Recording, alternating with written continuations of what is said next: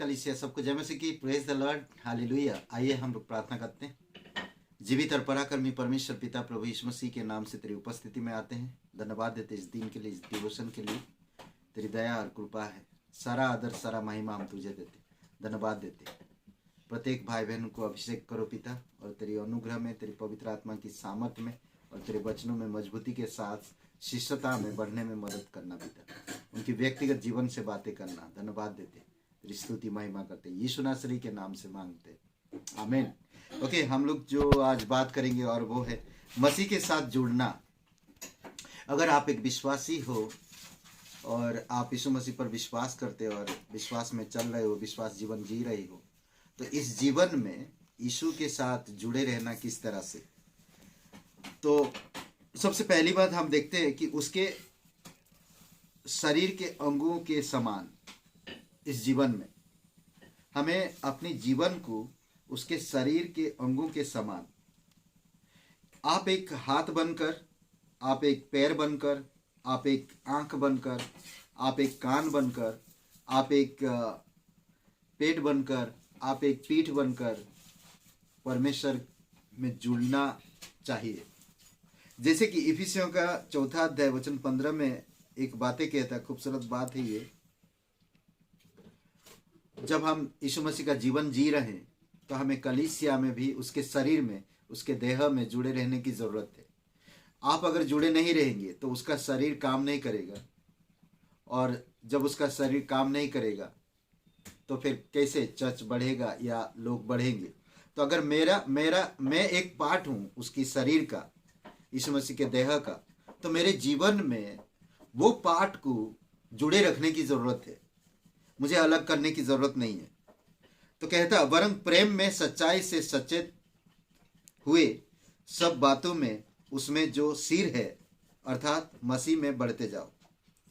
प्रेम में सच्चाई से चलते हुए सब बातों में उसमें जो सिर है अर्थात मसीह में बढ़ते जाए, जिससे सारी देह हर एक जोड़ की सहायता से एक साथ मिलकर और एक साथ गठकर उस प्रभाव के अनुसार जो हर एक अंग के ठीक ठीक कार्य करने के द्वारा उसमें होता है, अपने आप को बढ़ाती है कि वह प्रेम में उन्नति करते जाए।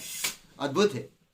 आप कई बार हाथ बनकर, पैर बनकर या अलग अलग पार्ट बनकर हम परमेश्वर की शरीर में जुड़े रहे, तभी कलीसिया काम करता, सच्चाई में, प्रेम में ना। देह में जब जोड़े रहते हैं तब सहायता मिल उसे, और साथ मिलकर एक साथ गठकर प्रभाव के अनुसार हर एक अंग के ठीक ठीक कार्य करने के द्वारा उसमें होता है, अपने आप को बढ़ाती है कि वह प्रेम में उन्नति करते जाए।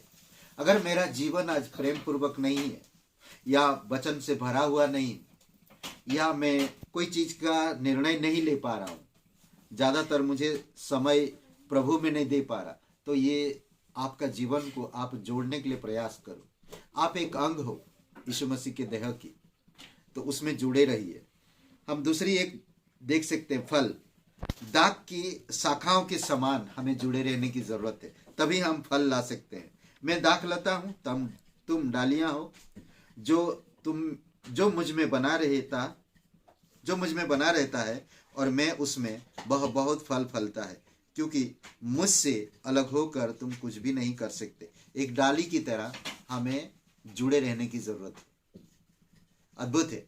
तभी हम फल पाएंगे, तभी हम परमेश्वर की सच्चाई, परमेश्वर की प्रेम में, परमेश्वर की कलीसिया में उन्नतिशील कर पाएंगे।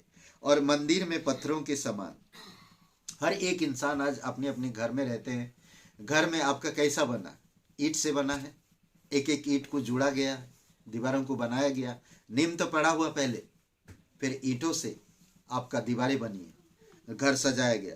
ये एक स्थायित्व की तरह हमें पत्थरों के समान, इफिसियों का 2 अध्याय वचन 21 में, जिसमें सारी रचना एक साथ मिलकर प्रभु में एक पवित्र मंदिर बनती जाती है। आप एक पत्थर की समान, आप एक ईंट की समान, प्रभु की मंदिर यानी कि कलीसिया बढ़ाइए। परमेश्वर यही आग्रह करता है कि हम मसीह के साथ जुड़े रहे और प्रभु में बढ़ते जाए और उन्नति पाए हमारे व्यक्तिगत जीवन में। ओके, आइए प्रार्थना करते। दयालु और करुणामय परमेश्वर पिता, हम धन्यवाद देते, तेरी स्तुति महिमा करते। अभिषेक करो पिता, तेरी दया और वचन के साथ प्रत्येक लोगों को छुओ प्रभु, और शिष्यता में, परिपक्वता में और तेरी अनुग्रह में और तेरी कलीसिया में बने रहने में, जुड़े रहने में और उन्नति करने में प्रभु आप अगुवाई करो। धन्यवाद देते, यीशु नासरी के नाम से मांगते हैं, आमीन।